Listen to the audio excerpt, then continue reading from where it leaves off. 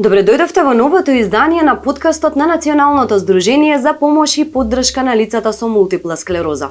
По невидливите симптоми на болеста и здравата исхрана при МС, денешниот подкаст го посветуваме на уште една многу битна тема – улогата на физикалната терапија во третманот на мултипла склероза. Наш гостин е Илија Жежов, соработник и пријател на здруженијето, добро познат физиотерапевт кому пациентите му веруваат, всушност довербата е взаемна. А заедничката цел е подобрување и одржување на функциите на лицата со МС. Здраво Илија, ви благодарам што сте пред се денес заедно овде со нас, нели да ги одговориме оние најчестите прашања кои што особено ги засегаат лицата кои што имаат мултипла склероза, кои што се во блиска поврзаност со вашата струка, односно физиотерапијата. Како што многу пати до сега имаме кажано, мултипла склерозата е прогресивна невролошка болест која што ги оштетува нервите и резултира со појава на симптоми како што се вкочанетост, замор, болка во мускулите и многу други. Кај некои луѓе МС напредува многу брзо, а кај некои луѓе е сосема обратно. Во обата случаи, каква е улогата на физикалната терапија во третманот на лицата со МС? Прво би сакала да кажам благодарам за поканата што ме поканивте да бидам гостин во овој ваш доста интересен и советодавен подкаст.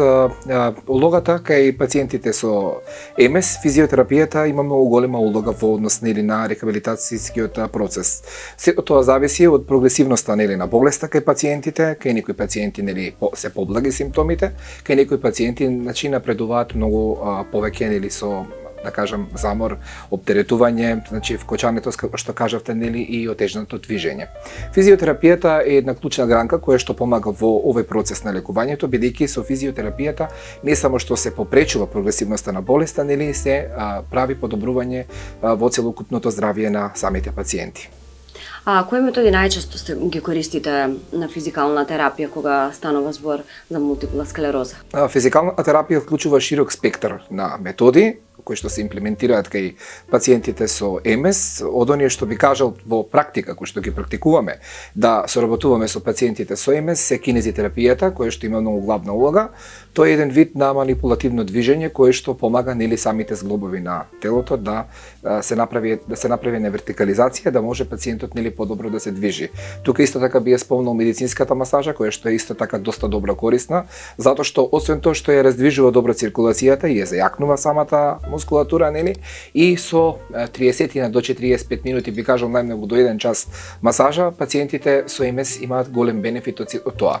Подобрување во начинот на одењето, во рамнотежата, подобрување во самиот мускулен тонус, што кажав зајакнување и пред се добар доток на циркулација и пред се стабилизација на самата рамнотежа.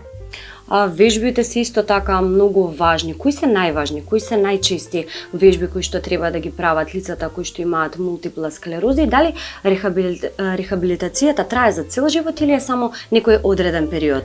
Видете, добро знаеме дека мултипла склероза е болест која што засега се уште не е пронајден лек за целосно лекување, така што пациентите кои што го имаат ова заболување се должни, додека не се најде лекот, да кажам, да соработуваат со физиотерапевт, исто како што ја примаат терапијата која што им е дадена од невролог. Физикалната терапија, пак кажам, има многу важна и главна улога и еден клучен сегмент во целиот тој процес на лекувањето, бидејќи навистина помага дури и до 80%, би кажал, во целокупната состојба на нивното здравје. Масаж, вежби, оние вежби кои што се дадени како препорака од физиотерапевт да ги извршуваат пациентите во домашни услови, може да оние пациенти кои што имаат поблаги симптоми каде што прогресивноста на болеста не напреднала толку многу, можат исто така да користат статичен велосипед, вежби со топка кои што се дадени по препорака од физиотерапевт, и сето тоа е еден индивидуален начин кој што пациентот го работи дома под инструкција на физиотерапевтот, а секако физиотерапевтот е тој кој што го прави тој протокол, таа програма, да тој пациент работи според тој протокол и таа програма во тие домашни услови. Доколку пак пациентот му предстои рехабилитација во установа, на пример да речеме во бања, доколку е во бања, терапевтските процедури во бања исто така се одвиваат врз основа од преглед од физијатар, физиотерапевт, и сето тоа се спроведува под стручен надзор на еден медицински медицински тим, каде што се одредуваат одредени вежби за тие пациенти. Хидротерапијата исто така во базенот има доста голема улога во однос на тоа. 2 пати по 10 минути можат пациентите во текот на денот да влегуваат во бања, наутро и во попладневните часови. Исто така помага термоминералната вода за опуштање на самиот мускулен тонус, нели, и подобрување на целокупното здравје на пациентот со МС.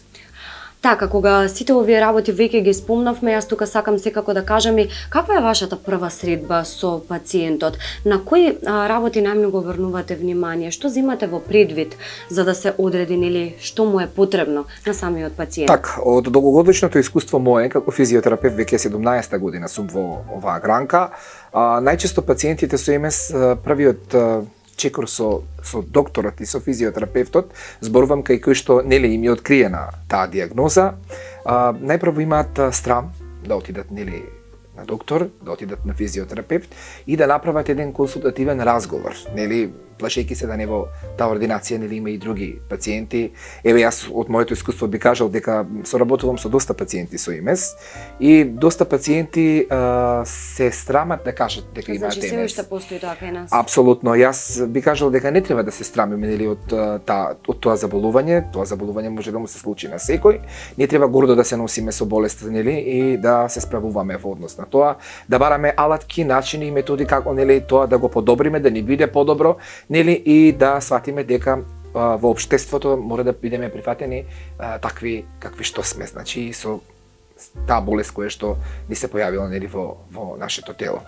Најпрво кога пациентот ќе дојде кај нас во нашата ординација, прво не прашуваат кои се начините и кои се методите за имплементација кај пациенти нели со обтегната мускулатура, односно затегната мускулатура. Се не ни го кажуваат нели првиот чекор нели, односно проблем кој што го имаат за диагнозата, него не прашуваат нели од општата состојба на физикална терапија. За подоцна нели при самата документација ние ќе го видиме целиот тој увид во документацијата и ќе сватиме дека пациентот нели има мултиплекс склероза. Па после тоа нели правиме еден консултативен разговор со пациентот да видиме што сака. Прво морате во медицина да сватите една работа. Морате прво да го сослушате пациентот да ви каже, би кажал нели од А до Ш сите работи што сака да ви ги каже, а после ви како доктор, како физиотерапевт, нели ќе најдете соодветен начин и метод како ќе пристапите нели кон тоа што пациентот го бара. Сега најчесто пациентите кога ќе дојдат имаат отежно движење, значи најчесто ја влечат десната или левата нога, да кажеме ете во оваа постапка, во ова заболување. И ние првиот чекор што го правиме после консултативниот разговор со пациентот е тоа што правиме протокол, план и програма. Што содржи планот, протоколот и програмата? Најчесто физикална терапија и нејзините имплементации на методите. Методите се најчесто кинезитерапијата, масажите, како што спомнав, дополнителни вежби дадени од физиотерапевт, значи совети нели за домашно вежбање или пак вежби кои што се изработени од физиотерапевт на видео, кои што ќе му се пратат на пациентот, кои што ќе ги гледа тие вежби, ќе може да ги работи во домашни услови. Начините од физикална терапија се всушност тие, но пациентите мора да бидат нели секојаш дисциплинирани и да работат со тоа што му е дадено како препорака од физиотерапевт за да би имале резултати. Морам да кажам дека и доста има и неодговорни пациенти кои што ќе им дадеме нели совети препорака, ќе ни кажат дека тоа го извршиле, а всушност кога ќе дојдат после повторно на преглед, ние гледаме од терапевски аспект дека тие вежби воопшто не се спроведени, освен единствен начин кој што го практикуваат е масажата.